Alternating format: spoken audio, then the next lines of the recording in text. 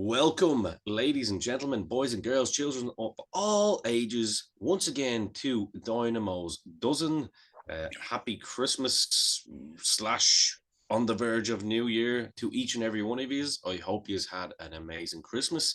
I hope you are all fed and watered, and Santi brought you everything that you want, including the talc. See what I'm doing these days? Changing around a little bit. Happy Christmas from me, Ian the Dynamo Kelly, and Elvis, of course, and Niall the shopkeeper Hogan and his little kitty there. Hello, Kitty. Say hello. But yes, absolutely welcome once again. I hope you all had an absolutely fantastic Christmas. And we are back and we have another show for you. And it's going to be a great show today. Something a little bit different.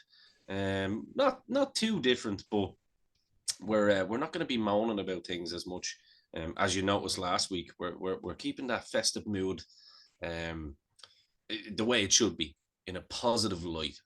So Niall, my friend, hope you had a great Christmas. I hope did. the bird was good to you and not the one that you ate. Yeah. Yeah. I had a really good Christmas. This was the first Christmas where I didn't have to go anywhere. Because as you get a little bit older and your parents have moved on and her parents have moved on, we don't have to go visiting. We don't have to go anywhere else for dinner. So we just basically got lazy, sat at home, had dinner at home, had breakfast at home, opened up presents, didn't have to go anywhere, put on movies, played games, and just had a lot of fun. Like, just had lots and lots of fun. Didn't have to go anywhere. Had a few drinks for a change. Normally, I'd be the designated driver, so I didn't have to drive. So, I sampled a few Southern Comforts with lemonade.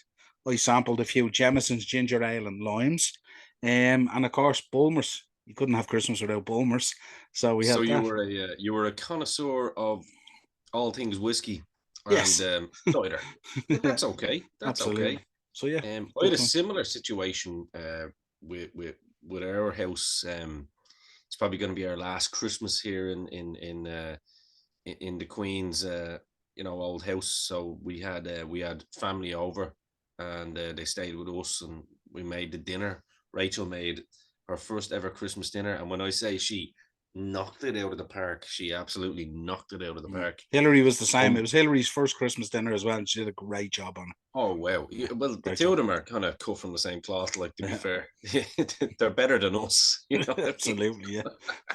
So I provided the produce and I cut the meat when it was cooked.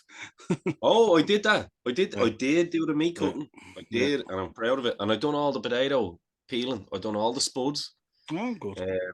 Yeah, I mean, I didn't cook them, but I cut them to perfection, I might add. No bruises, lads. If don't be lazy when you're cutting spuds. Take the bruises out. If you see them, just cut right into it. I mean, you might have a spud this size, but by the time I finish with it, it's that size. So you went through a whole bag. Well, you give a lad a big set of balls about that size. By the end of the day, they'll be about that size, right? Awesome.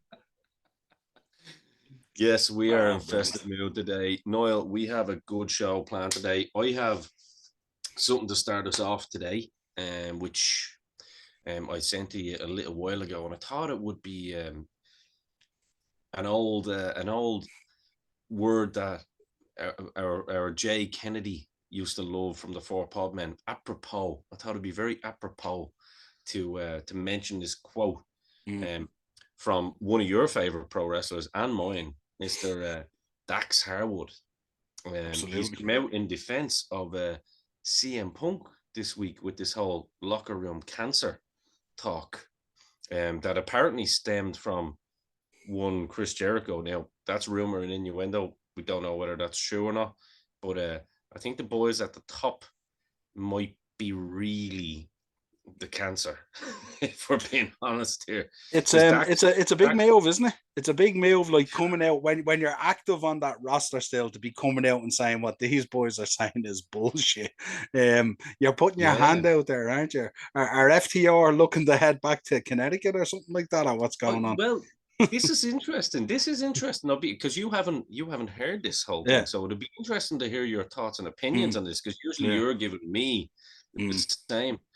I'm kind of like, is Tony Khan pushing this as well a little bit to to let old Phil know that, look, we still love you. To balance That's, the argument. you know what I mean? So anyway, here we go. So now I don't know where the source came from, but it is a legit quote anyway. So if I forgot the source, I do apologize, guys. I just literally got a screenshot on Twitter about an hour or two ago, and I literally sent it to Niall at that time. So I do apologize if I leave out the source. I'm not taking credit for it in any way, shape, or form. When asked if he got the feeling that Punk was starting to become bitter towards AEW heading into All Out, Dax replied, "No, not at all.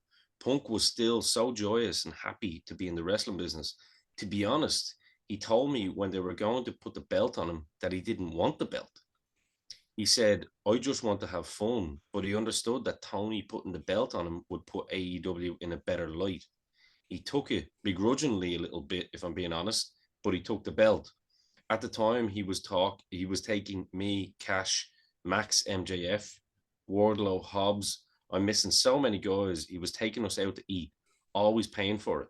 He bought all the girls in the locker room Starbucks gift cards and had one of the girls hand them out anonymously and didn't say who they were from, but it was from him, just because he loved the atmosphere and loved being there. He also loved the work from the girls that they were putting in. He thought they were busting their ass to try and get the attention that WWE's women division was getting. That creates a very different narrative. And from someone who I know from sources as well is a pretty straight up guy, Dax Harwood. I mean, does he come across as anything else? Yeah. That's very interesting, Niall, isn't it? And kind of lends itself to a lot of stuff, as I said, I was hearing as well from Jim Cornette's side and blah blah blah.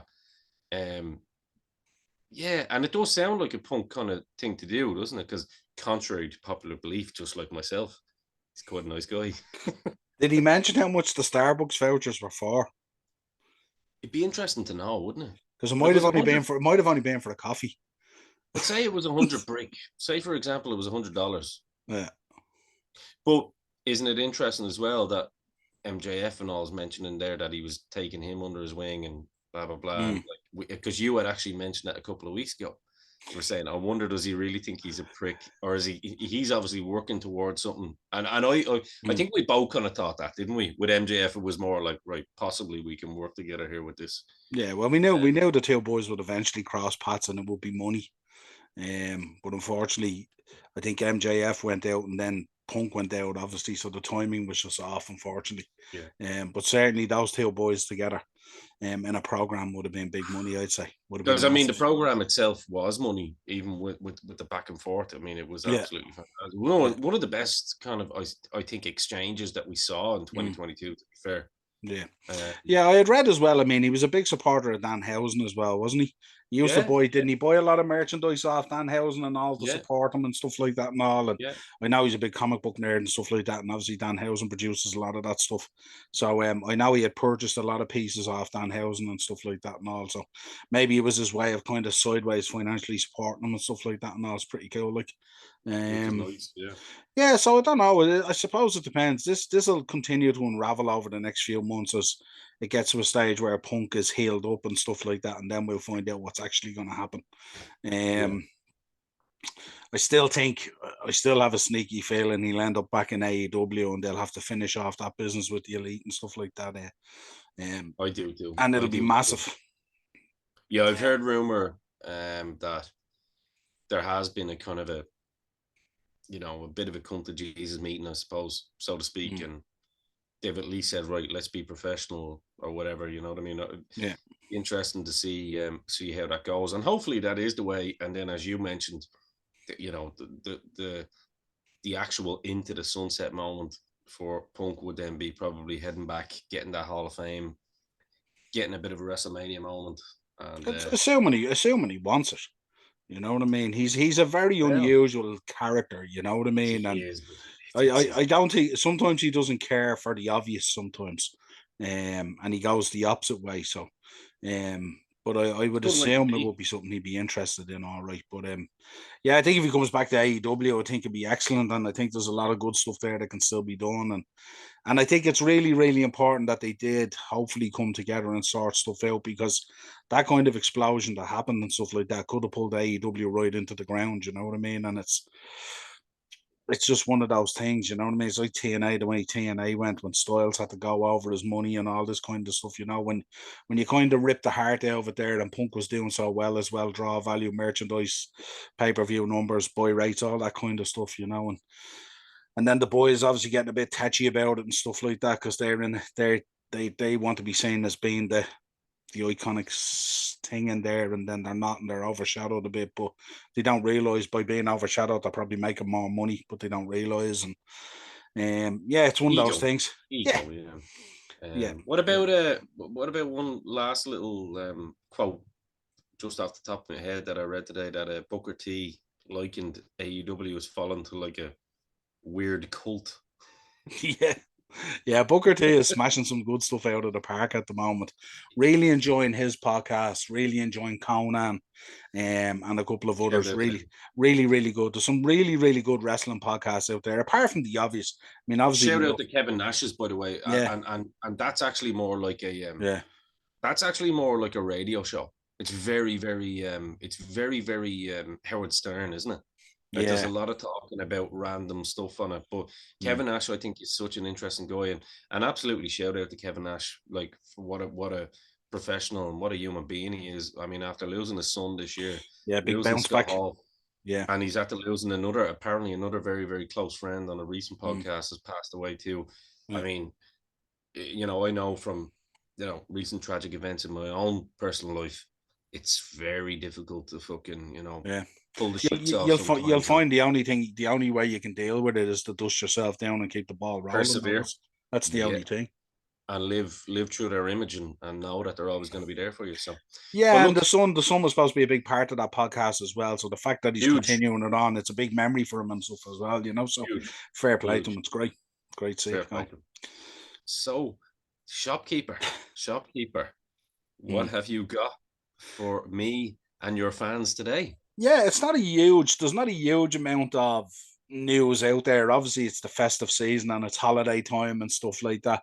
Got some nice bits in the history, and the week in history is kind of a good one. Got a few good birthday ones as well to mention. Well, but starting with news, WWE Hall of Famer Madusa, no doubt, cropping up on a podcast. What's it? The Wrestling Perspective podcast, to talk about several wrestling topics. No less, two of them I wanted to bring up. One was, she was asked about charisma in professional wrestling, and she says you can't teach it. You either have it or you don't. I Which agree. I thought was an interesting point. And the Mhm. other thing she mentioned as well, which won't sit well, um, I think she mentioned about Lita and Trish continually being brought back for the Royal Rumble. And she says it was a bit I think, not the quota, but she mentioned it was kind of a bit jaded at this stage, the two of them going back. Maybe she was looking for someone else to go back, or maybe she was trying to pitch herself. Maybe, who knows? But yeah, she'd I'd like to plenty to see it. say.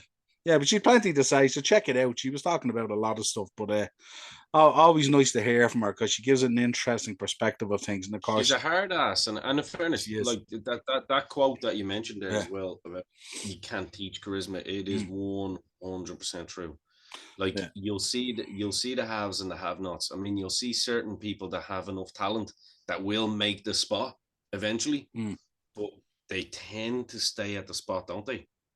You know what I mean? They tend to not really they don't regress, but they don't progress either. yeah, yeah. You know? Yeah, they tend to find their niche. The Rock is a Exactly. great example. The Rock, the Rock from the '90s is literally the same as the Rock from the latter end of his career and stuff like that, in terms of his approach and charisma and all that kind of stuff. You know what I mean? It's the same old stick, but we love it. You know, Now so it's the only thing I would say, in fairness, in defense of a lot of guys and girls out there who probably are struggling a little bit to come out of their shell a little bit, a lot of times you will find that it is naturally there. And you get those nerves, you know what I mean? You get Don't take those, that risk.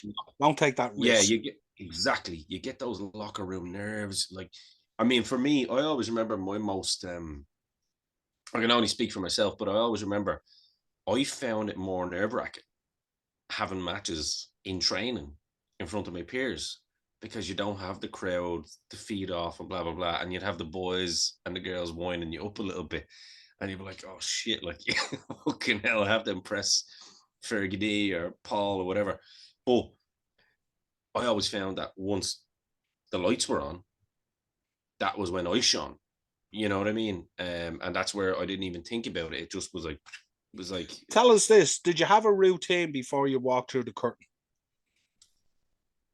Were you what I suppose where I'm coming from was, were you out there, were you naturally you, or did you have to put yourself into a place when you walked through the curtain?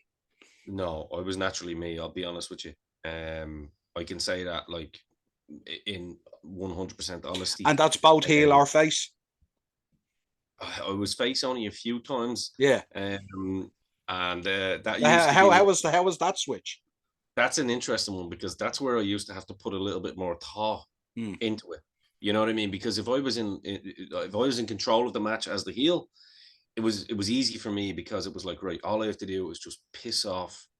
I'd look for that kid in the front row and his ma, and I'd look them in the eye and let them Yeah. know that I'm bad news. You know what I mean? Yeah.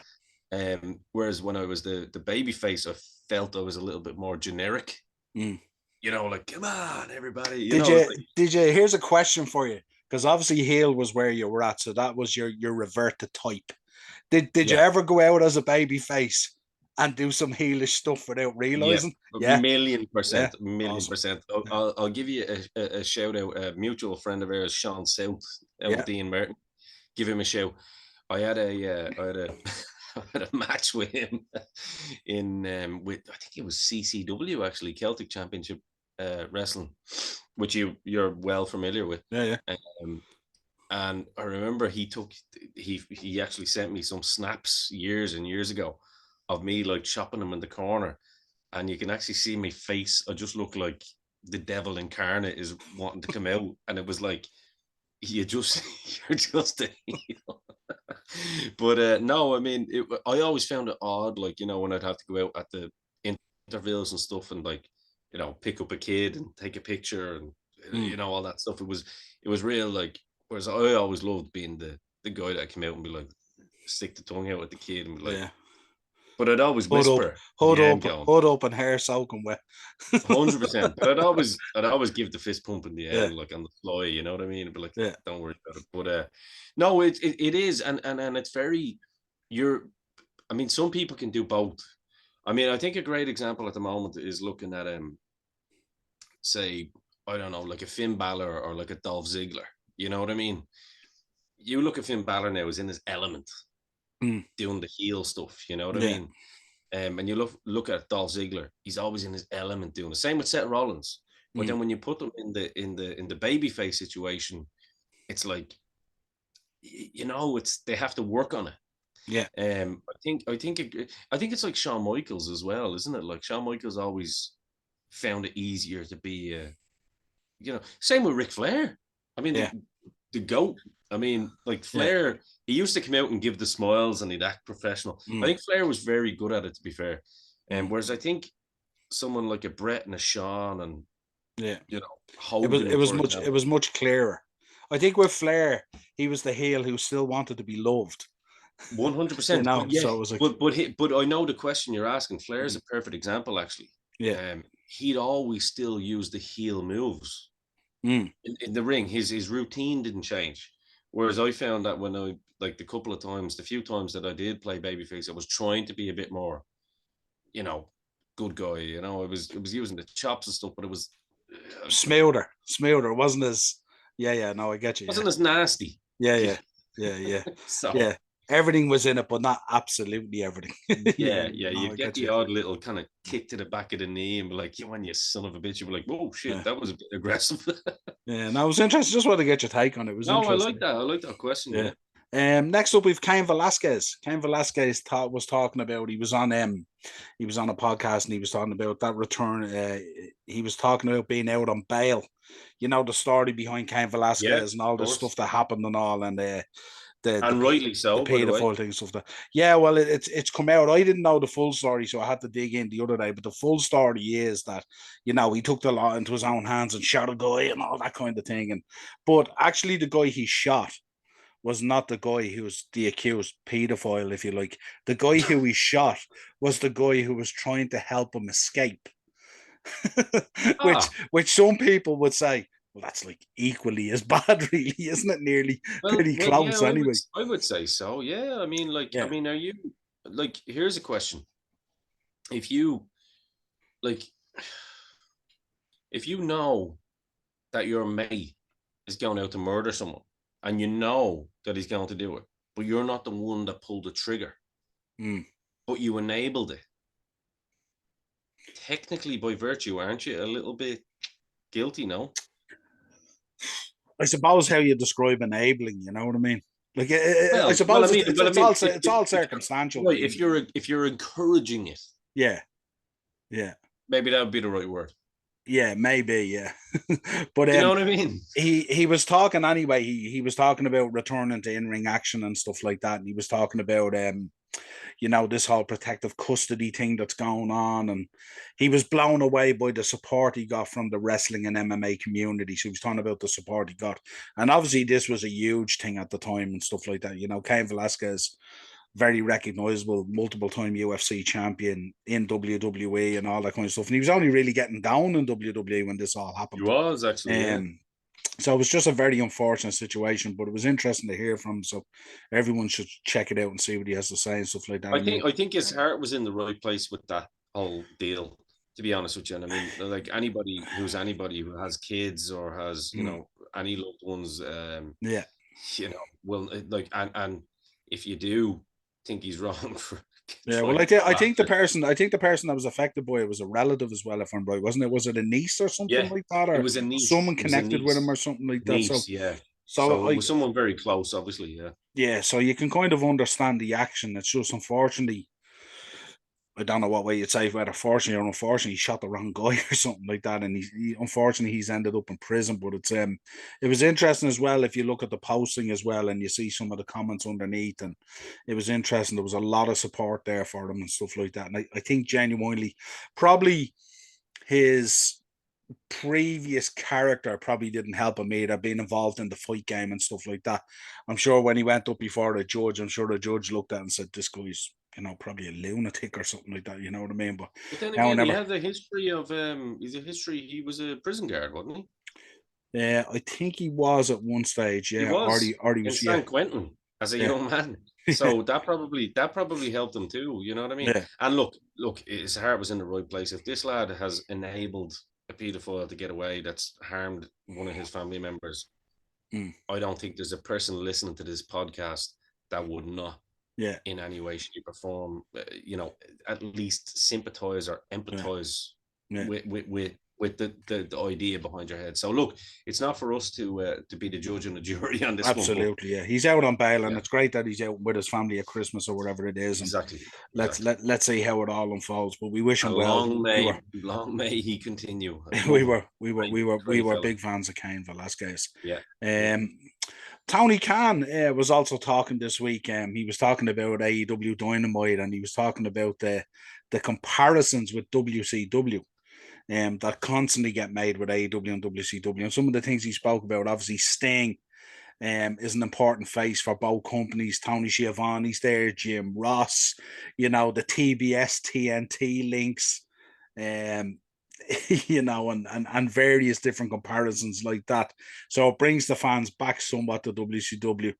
But he came out and he said, we will do a lot of that stuff and there will be a lot of those comparisons, but we won't have the finger poke of doom. No, Yeah. they'll have a lad holding his hands in his pockets, tapping people's shins instead. Yeah. Yeah, there is some things that go on in there that make the finger poke down actually look like a wrestling match. Yeah. Yeah. Shut the fuck up, Tony. How's that? Yeah, absolutely. But that was Tony's take on it and stuff like that. I Um, like Tony though. I actually do. I like the fact that I like how he vehemently comes out and defends his product, and it's it's. I think his heart's in the right place. I think Tony is one of those guys that anyone you talk to seems to think that he's a great dude. He's definitely nice to his employees, which is good. He looks after his talent. I just think yeah, I think maybe where the critique comes from, which we've mentioned a million times, is just that he has he's taken the wrong advice from the wrong people that may not be um, looking after his best interests. That's yeah, that's where I'd leave that. New absolutely. year, new me. And then Soraya, of course, Paige, came out this week and says she hopes fans are inspired by how she turned her life around. And she mentioned that I've messed up. I've done some pretty crazy stuff. I've turned my life around. Drugs, alcohol, being in an abusive relationship, doing these crazy things, breaking your neck twice. You don't need to be perfect to inspire others. Let people get inspired by how you deal with your imperfections. Thought that was nice from Paige. I think it was a good thing, especially for any of the ladies or girls coming up Mm. in the business at the moment, or even young women out there and inspiring to have a forge a career in anything and the pressure that does beyond them and stuff like that. You can often revert to alcohol and drugs and trying to, manage that pressure and stuff like that. So fair play to Paige coming out and send that message, and at a good time in the year as well. Well, she's from good stock. The Noy family are they're proper people. So Mm, yeah. Ric Flair came out, reckons Sasha Banks will steal the show at New Japan Pro Wrestling. Um, Interesting from the Nature Boy there. We know he has a close relationship there with Sasha Banks. Obviously, he was heavily involved when Sasha was through that feud with Charlotte and all that kind of stuff and all. So it's pretty cool. So I know, and I think he is. I've heard him mention a number of times. He's a big fan of her character and work and everything and stuff. So good from the yeah, Nature well, he's Boy not there. he's not wrong. I mean, I wouldn't go against that. Yeah, absolutely. I've two more to give you. One, Shawn Michaels. Shawn Michaels revealed the backstage television process in NXT, and he was talking about himself being involved and putting the shows together and all that kind of stuff. But he said still Triple H is still heavily involved in and stuff like that and oversees it, watches all the shows, critiques and gives his opinion and advice and stuff like that. So it's nice to hear the two of them working together still on NXT. Um, those two boys, they set that product alight back when Vince was still in charge, and they were mainly working on that kind of stuff. So good to hear. But he gave a nice little insight to the fans there that H is still heavily involved in it and stuff like that and all. And it's good to hear it. And I want to finish with one. This was mental. TMZ the other day released a video of the arrest of Patrick Clark, aka the Velveteen Dream, back in August. Um, this was Oh, I didn't see absolute. this. This was absolutely crazy. You should check this out on TMZ. They basically arrested him and they put him in the car. And he was screaming all the way to the station that he hadn't been read his Miranda rights. And apparently, during the way back to the station, as you know, they cuff you from behind in the car. He Of was able course. to get his legs through the cuffs and around and get the cuffs to the front. So when they were taking him out of the car, the cuffs were to the front. And he was just constantly repeating himself, kept on asking for his phone, kept on saying, "You didn't read my Miranda rights," to the point where the policeman going along in the car just turns the radio up full and starts listening to music because he won't listen to him anymore. But it's the craziest thing. It's as close you'll get to a guy who's being arrested having a breakdown. He just totally lost it. But it's an interesting one to look at. It's out there on TMZ. If you do a search on it, just search Patrick Clark arrest or something, or the Velveteen Dream or something like that. But it's he's on a mad one in this one. It's absolutely crazy. So And it's fair to say that his career is probably over. yeah, because I think on this one here, I think he was cleared of this one. But I think subsequently he was close to coming back. And I think he got arrested again, either for possession or something like that. And that's what nailed the comeback not happening and stuff like that. So Yeah. if I think I'm right on that one. Yeah, because I think there was a couple of accusations and stuff like that as well about messing around and stuff like that. Again, not not information that we're willing to share or to kind of Yeah. divulge. I think on this Mm. show, because at the end of the day, anyone that knows us, we're very particular about what we Let's accuse just say people of. sharing sometimes is not caring. Yeah, exactly, Let's just put exactly. it that way. Yeah. But yeah, if it's out there in TMZ, if anyone wants to see it, the audio's out there as well, and it's absolutely it's crazy. The policeman keeps on telling him to be quiet and all this kind of thing. He just loses his patience, then turns the radio up, and you can still hear him shouting in the background, just constantly repeating the same thing. So he's obviously on a mad one, you know. But yeah, it's a fun one there to round out with. That's all I have really in news so far. I don't know if you've anything else to add. No, news wise, that's as Well, much news as I we possibly suppose, have. sorry, the other one, the Noah show coming up. Obviously, the great Muta versus Shinsuke Nakamura. Um, obviously a fabulous match to round out Muta's career. But Shinsuke was commenting on the match this week, and it's kind of weird. These people are all coming out commenting at times about Vince not being there anymore and stuff like that. And of course, we hear talk that he could be on his way back and all that kind of thing. But Shinsuke made the point in his interview. He said that the match would have never gone ahead if Vince had still been in charge. But obviously Triple H gets the go ahead for the match, which I thought was kind of nice, and it just goes to show how open Triple H is to work with people and stuff like that. And I can't think of a better match for Muta to round out his career than with Shinsuke Nakamura. So, 100,000,000%. And can I yeah. can I just add as well? Who's coming back? Possibly. The talk is that Vince McMahon might be making a return. So where I'm coming from is, if that was to happen, and these people keep on coming out going, oh, life is a holiday backstage at the moment without Vince, or, you know, it would have never happened if Vince was there and stuff like that. Who knows what might happen? There's a talk of a Hall of Fame and everything, don't you? But it's for a different show. It's for a different show, definitely. But that's the talk at the moment. There's a lot of In what talk on it. sense a different show? I'm interested now. Well, This should have been the I'm main sure. I'm news sure we'll story. cover it in the new year. Does talk that he may end up going into the Hall of Fame in Hollywood? That's the talk. For me, that's a stretch. I don't know, but the talk is he may be returning as well. Well, I don't see a reason why he shouldn't, because at the end of the day, these are all still accusations. I've said that. Mm. Now, I want them as far away from the creative of pro wrestling as possible. Yeah. And I did before, any of this, stuff came out. But I mean, I've already said it.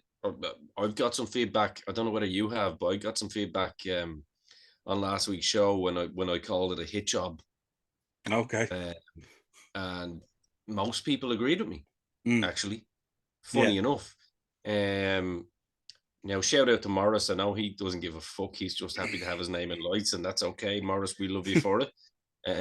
But yeah, I mean, I think it was an out and out hit job. I think, when you get the likes of Vince Russo and all, just happy to fucking. But Russo was okay, but Meltzer in particular has really just let himself go. Like, I mean, I've read so many great comments about Meltzer's personality at the moment and what he's doing just to stay relevant, and will absolutely drive anyone into the abyss just to make sure that his boyfriends in the elite will stay relevant. I don't know what they're doing for him, but I'm sure it's nice. Yeah, I'm sure it's nice when the lights are out. I'm sure it's lovely. Double teams, and all that kind of stuff. But I was sort of coming from the point where, like, if you're still in there and you're an employee and you're on the roster and stuff like that, unless you're sure he's gone, because you could imagine a situation where he comes back in there and he just struts in and he goes, "So you thought I would never let you do this stuff?" Yeah, and back to main I would event not with be you. Surprised. I'd not be surprised. I would not be surprised in the slightest. So that's an interesting one to keep in. Yeah, we're definitely going to talk about that in the new year. Absolutely, 100%. What's this space? That's everything. That's everything I have news wise. Do you want me to get into some of the history? We go back a bit. History. We're going back to 1987. This week in 1987, Greg Gagne won a tournament final over Adrian Adonis. These are names I'm dropping now. Go back to your WrestleMania 3-0 for Adrian Adonis. Adorable. What a wrestler he was. In Las Vegas, Nevada, to become the inaugural AWA International Heavyweight Champion. That was Oof. By the way, 1987. anyone out there that watches this show that is like a pro wrestler or aspiring pro wrestler, if one thing you watch from adorable Adrian Adonis, yeah, watch his punches. Oh my days. His Yeah. punches, he has one of the best punches I've ever seen. Didn't he Just have so, he had a weird wrist arch or something, didn't he? yeah, but Yeah, they looked so yeah, legit. Like they're yeah. fantastic. Yeah, you got the feeling he was nearly hitting you with the back of his wrist nearly, but Yeah, it looked as if he was absolutely upending you, yeah. yeah, Yeah, fantastic. Yeah. fantastic. Yeah, absolutely. 1993, WCW presented Starrcade 93, the 10th anniversary from the Independence Arena in Charlotte, North Carolina. The main event was supposed to be, of course, Sid Vicious. You remember this Yeah. versus Big Van Vader for the WCW World Heavyweight Championship. However, Sid Vicious was fired. If you remember the altercation with Arn Anderson, Double A, there I mentioned a stabbing and a scissors. That was the story going around. But Ric Flair stepped in to face Vader. And it was And a by the way, what the build up to that as well, like yeah, because they done it on such short notice, the way they yeah, got Flair in his house, yeah, and Mean Gene leading him out, and yeah, the whole again we go back to what we spoke earlier. yeah, He literally was like he was the consummate face, as if like his yeah, career was in jeopardy here. yeah.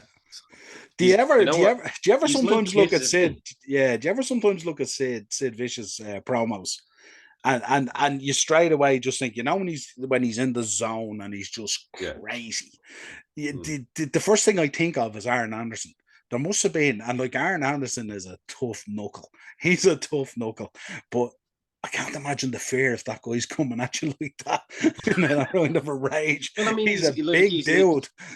he's legit. What, like 6'8", 6'9"? He's massive anyway, yeah.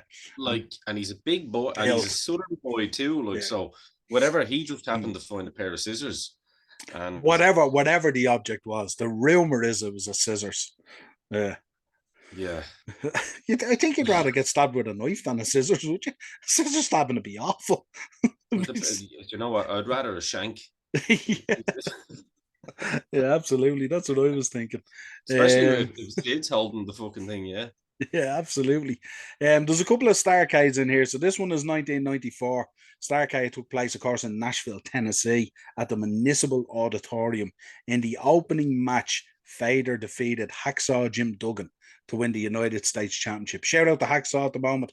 Don't know if you seen the story the other day. Did you see I the story did. I about saw him. your man He breaking was into the on. gaff? He was on my boy's show, which I'll probably get cancelled now for this, but he was on my boy Tucker Carlson on Fox. Yeah, Did you see it? yeah, I seen him on it. Yeah, hilarious. Tucker interviewed him, and it was absolutely fantastic. It was really like, and Yeah, you know what? Hacksaw has one of the kindest faces on yeah, planet yeah. Earth, doesn't he? He's he just he's an absolute gent as well. Do you know that he yeah, will give you yeah. any amount of time to rest on? I noticed on the interview as well. Your man Tucker as well. He's 100% a wrestling fan. He knew Oh, everything about Hacksaw Jim Duggan. everything about him, man. And he's Yeah, so good with words and stuff like that. yeah, But I thought Hacksaw. There's actually even Rachel was saying it when she was watching it. There's a kindness in his eyes that when yeah, he opens up, and it's like a smile that's yeah, just so like anyone that watched and I encourage anyone that didn't watch it on the network, like that Legends House. yeah. The man is absolutely, but He's a gent. he's someone that I wouldn't want to fuck with though, because it's No, usually the quiet ones that absolutely. are Yeah, really fucking tough. yeah. But did you hear the bit where he says, "If I could have got to my 45, I would have shot him." And then it Oh, came you out. It get a came out. magnum Yeah, and didn't it come out afterwards that the guy who was knocking on his door, he was trying to escape. There was other people chasing because him. he robbed someone else's gaff. Yeah, Yeah, yeah. he literally tried to go into someone else's gaff, and the boys chased him down the road, and Oh, he just happened to go to the wrong house. similar to Sid with the incident with Aaron Anderson. I'm trying to imagine knocking on a door like that in a rage, and Hacksaw answers with the 2x4, and I'm thinking, oh my god, what's the chances of this happening? Unbelievable, Mad. unbelievable. But yeah, it was pretty cool. 1998, in a rematch from the previous night's Starcade, Ric Flair defeated Eric Bischoff to win, sorry, the storyline, the presidency president. Yeah, yeah, of yeah. WCW. Yeah, that was 1998. I remember that. Yeah.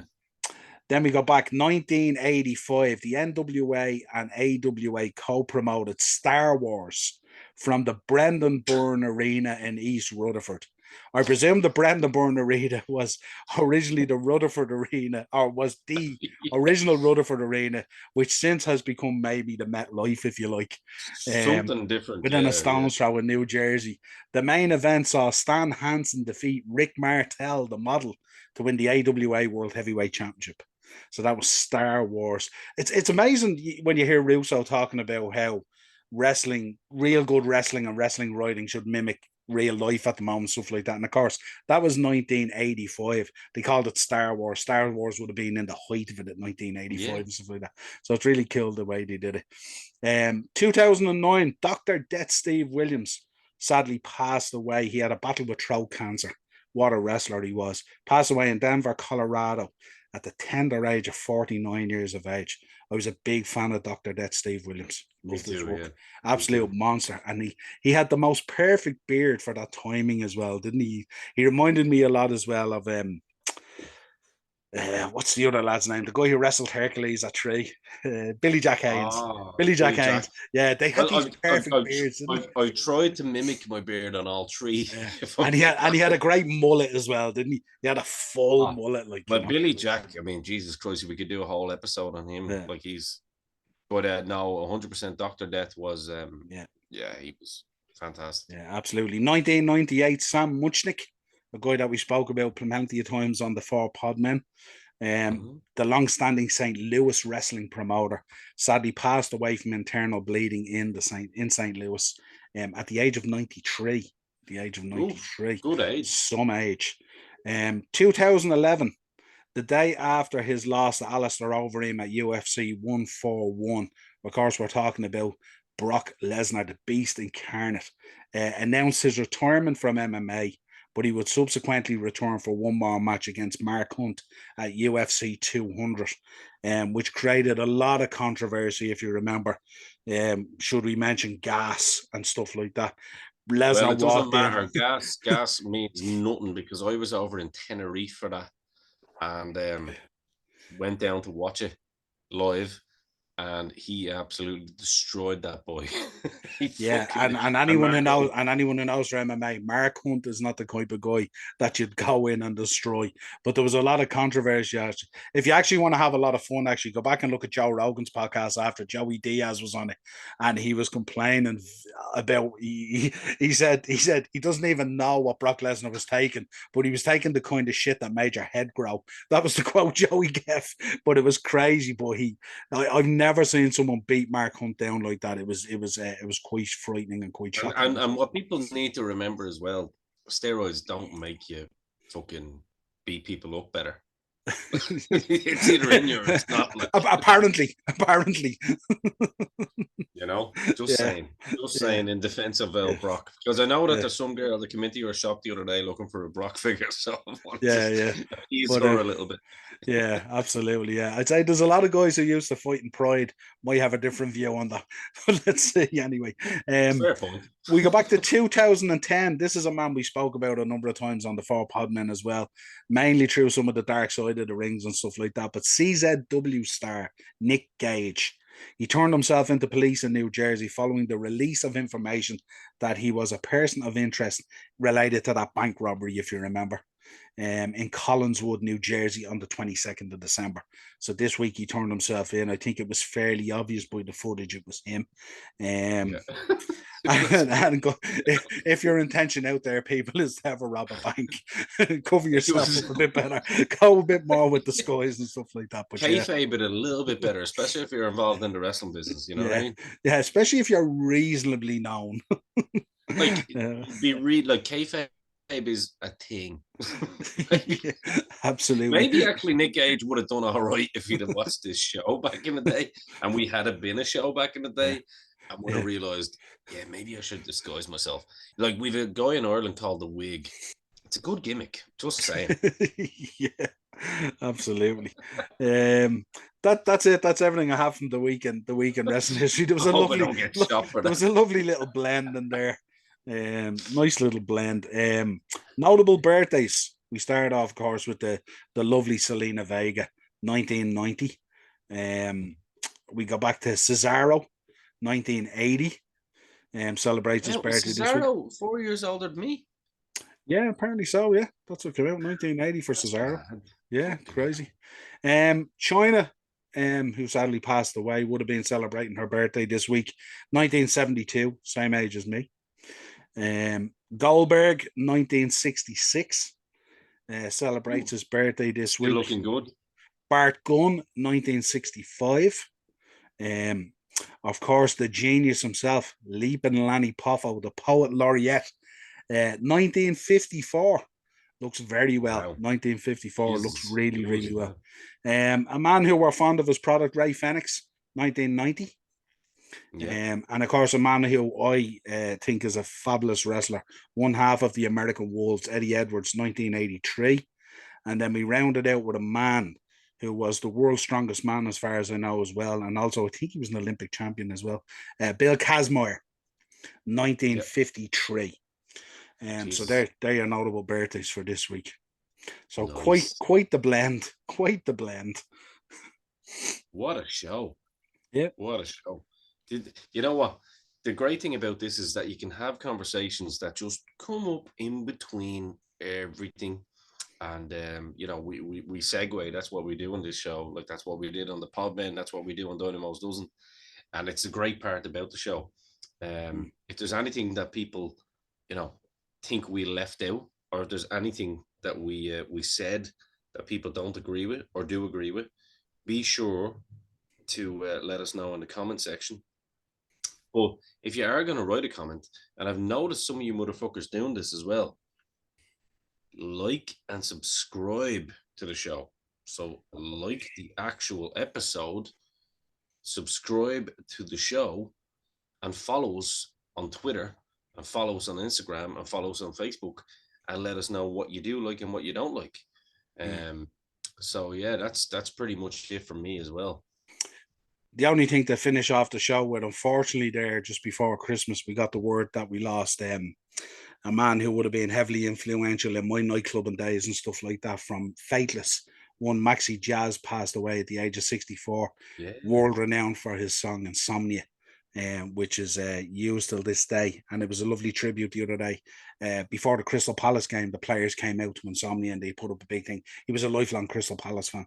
So I thought I'd just mention Maxi Jazz, a guy who was heavily influential in the creation of dance music and stuff like that. And also, rest in peace, Maxi Jazz. well, even me as a full blown rocker, I can I You can would know remember who that. Fateless is. Yeah, I can remember that line, tearing off tights with my teeth. What a Yeah, what an absolute belter of a tune actually as well. unbelievable. Yeah, Yeah, no, unreal. 100%. It's always sad for anyone to lose Yeah, anyone at around the holidays. So, yeah, but I think that's all that is left to be done, is to wish everybody happy holidays and a happy new year, because the next show will be in the new year. So whatever you boys and girls are doing, whether it be from Ireland, Canada, the States, wherever you are listening, thank you so much for the support over 2022. And we wish you all a happy new year, and we will see you in the new year. But until then, for me, in the Dynamo Kelly, for the shopkeeper Niall Hogan, we are over and out.